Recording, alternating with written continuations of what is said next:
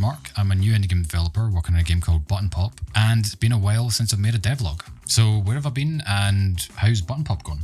Honestly, I have been deep, and I mean deep, into playtesting and polishing Button Pop. I've been implementing a lot of the changes based on the playtesting sessions, and a lot of these improvements have affected areas like upgrades to the UI so things are a bit more clear with labels and the correct logos and stuff like that, a new tutorial system that allows you to learn the basics of earning coin, building turrets, and fighting off the waves.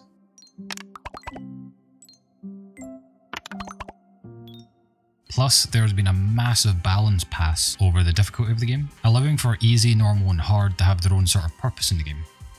And I have to admit, this is one of the areas that external playtesting became extremely valuable. It's almost impossible to balance your own game because you know exactly how to beat it.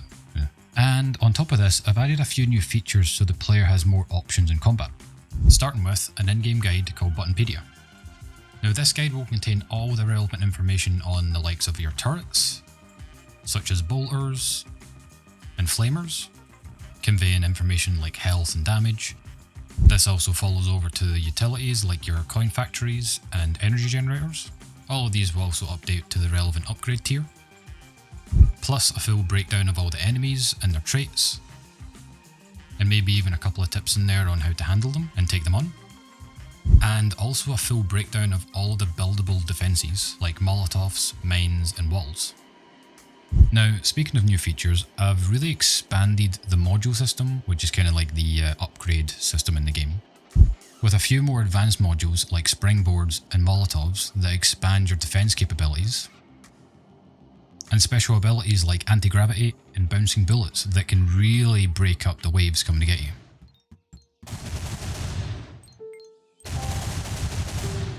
But one of the biggest things I've been working on is the additional bosses. Originally, there was going to be 3, but I never thought that was enough, so I've decided to add 1 per level, which brings it up to a total of 10 bosses, spanning a really wide range of abilities, difficulties and visuals. And after you defeat a boss, they'll have the opportunity to appear in future levels, so in theory, after completing the game you could play any level against any boss, which I think could add a lot of replayability. Now, something we need to talk about, and one of the biggest features I've added to the game, is the skull system. This is kind of a conversion of the prestige system.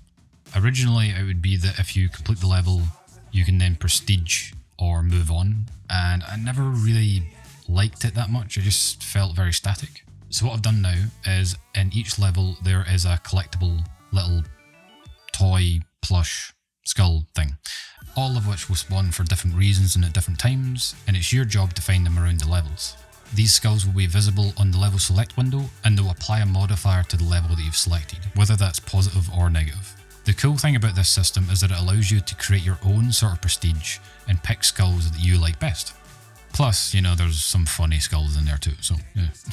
Now, one of the coolest things going on during development at the moment is that I brought on board an audio designer. They're going to bring the music and the atmosphere of the game to life, and they're doing a great job so far.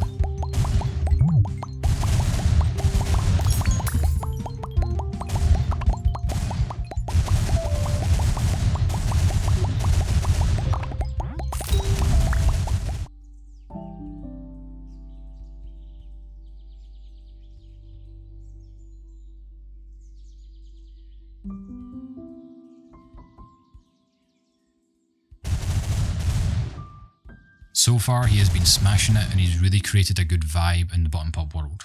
But all of this has been leading to one thing, and one thing only. The public demo. It's out now, so go give it a go.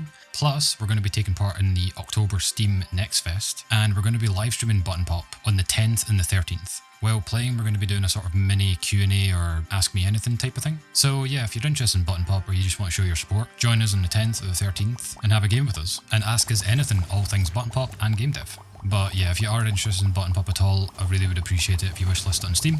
If you guys have any feedback or want to see your own hat or button in the game, leave a comment down below. I really appreciate your feedback. But yeah, with that said, it's good to be back. But I'll see you guys later. Bye. I'll be back.